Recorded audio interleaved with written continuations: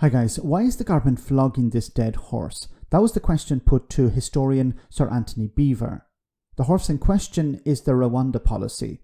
It has pretty much failed at every turn. It has cost so far at least £140 million and has seen more visits to Rwanda by the Home Secretary than any asylum seekers.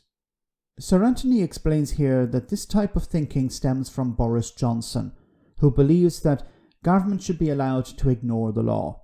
Have a listen to this. Why does the government keep flogging this horse? It's not quite dead, but it looks like it's on its way out. Well, it's staggering, to put it mildly. There is this complete obsession now, which I find terrifying, and it started to a certain degree with Boris Johnson, that when you feel so morally strongly about something, you should be able to ignore the law. Now we've heard this several times from this government. I know. And I think that it is very worrying. And we've seen this in other populist governments abroad, certainly in Poland, elsewhere. And as well, what about Trump? So I think that this one is, as I said, a very frightening development. It's all about finding a scapegoat. We saw it with Brexit as well. We need to leave the European Union in order to bring down immigration. That was, of course, a lie because immigration increased after Brexit.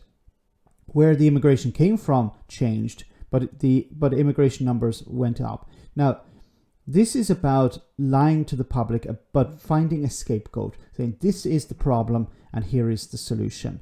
Now, it's not actually about providing solutions. The Rwanda policy is not going to deal with immigration.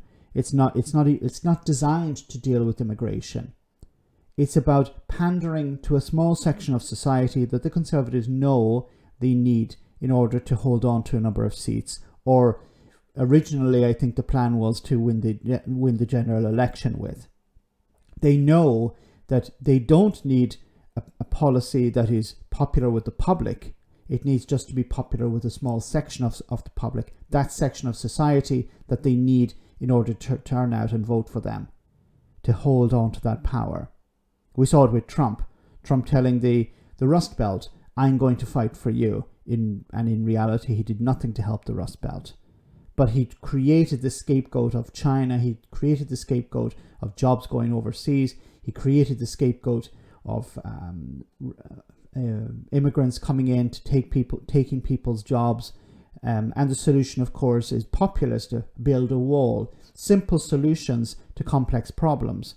And of course, the Tories are doing the same thing here. Boris Johnson, get Brexit done. Simple slogans for complex problems. Send people to Rwanda. That's going to fix the problem. It's going to create a deterrent. The barges are the same thing.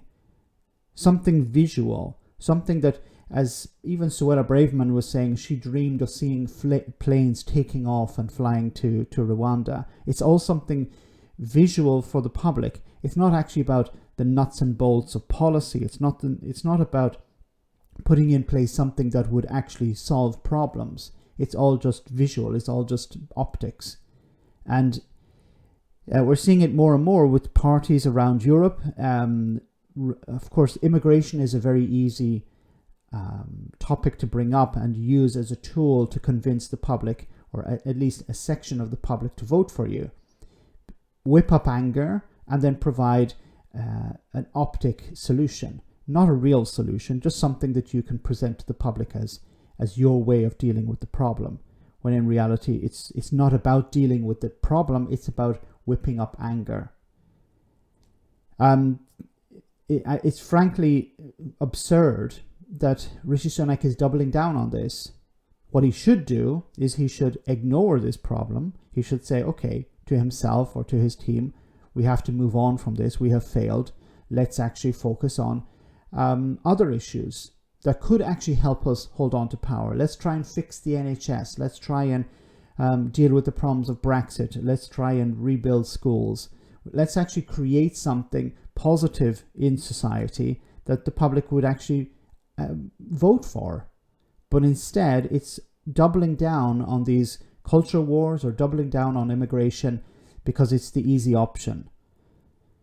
And we saw the results of that.